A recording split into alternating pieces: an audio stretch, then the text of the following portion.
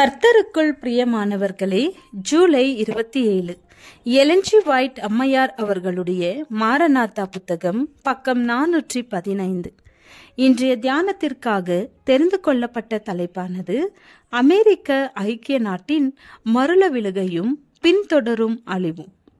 வசனம் ஏசாயா 24வது அதிகாரம் 5வது வசனம். தேசம் தன் குடிகளின் மூலமாய் தீட்டுப்பட்டது. அவர்கள் நியாய பிரமாணங்களை மீறி கட்டளையை மாறுபாடாக்கி நித்திய உடன்படிக்கையை முறித்தார்கள். அமெரிக்க ஐக்கிய நாட்டின் மக்கள் ஒரு சிறப்பான சலுகை பெற்ற மக்கள் ஆவார். ஆனால் அவர்கள் மார்க்க சுதந்திரத்தை கட்டுப்படுத்தி புரொட்டஸ்டன்ட் கொள்கையை கைவிட்டு ரோமன் கேத்தலிக் சபைக்கு இசைவு காட்டும் பொழுது அவர்களின் குற்றத்தின் அளவு நிறைவடையும். பரலோக புத்தகத்திலே நாடு முழுவதும் மருள விழுகைக்கு சென்றுவிட்ட காரியம் பதிவு செய்யப்படும். இந்த மருள விழுகையின் விளைவு நாடு முழுவதற்கும் ஏற்படும் அழிவே ஆகும். தேவ பிரமாணத்தை மீறி போப்புவின் அமைப்பாகிய ஞாயிறு ஆசரிப்பை நடைமுறைப்படுத்த இயற்றப்படும் சட்டத்தினால் நமது நாடு நீதியினின்று தன்னை முற்றிலுமாக துண்டித்துக் கொள்ளும். புரொட்டஸ்டன்ட் மார்க்கம் ரோம வல்லமையின் கரத்தை பற்றி கொள்ளத்தக்கதாக பெரும் பிளவிற்கப்பால் தனது கரத்தை நீட்டும். மேலும் புரொட்டஸ்டன்ட்டுகள் அந்த ஆவி மார்க்கத்தின் கரங்களை பற்றி பிடிப்பதற்காக அந்த படுகொலிக்கும் அப்பால் தங்கள் கரங்களை நீட்டுவார்கள்.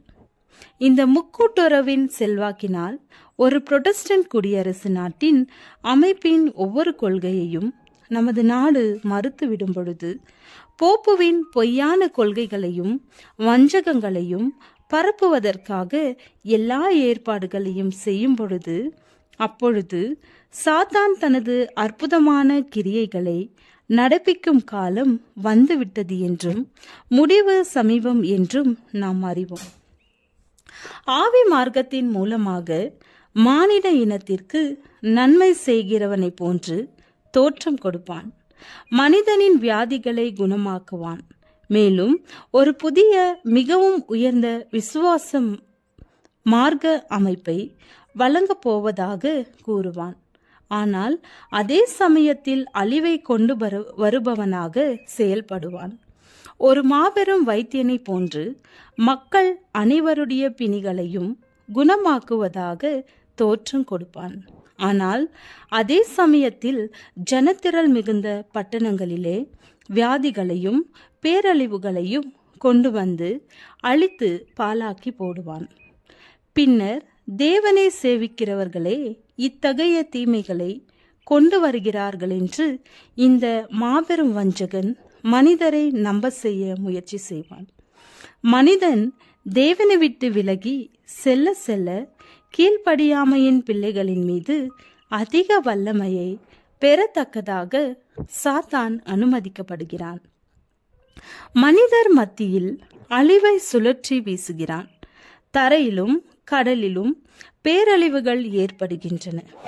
நெருப்பினாலும் வெள்ளத்தினாலும் உயிரும் சொத்துக்களும் அழிக்கப்படுகின்றன. இந்த அனைத்து தீய காரியங்களையும் தான் நிலைநாட்டியுள்ள விக்கிரகத்திற்கு தலைவணங்க மறுப்பவர்கள் மீது காட்டுவான். துன்பத்திற்கான காரணம் ஏழாம் நாள் வருகையினர் என்று அவனது பிரதிநிதிகள் சுட்டி காட்டுவார்கள். இந்த மக்கள் சட்டத்தை எதிர்த்து நிற்கிறார்கள். ஞாயிற்றுக்கிழமையை பரிசுத்த குலைச்சல் ஆக்குகிறார்கள். ஞாயிறு ஆசரிப்பு சட்டத்திற்கு கீழ்ப்படிய வேண்டும் என்று கட்டாயப்படுத்துவார்களானால் இத்தகைய பயங்கரமான தண்டனைகளுக்கு ஒரு முடிவு ஏற்படும் என்று அவர்கள் கூறுவார்கள். ஜெபம். பிதாவே, உம்முடைய வேதமே சத்தியம். உம்முடைய சத்தியத்தினாலே எங்களை பரிசுத்தமாக்கும். ஆமேன்.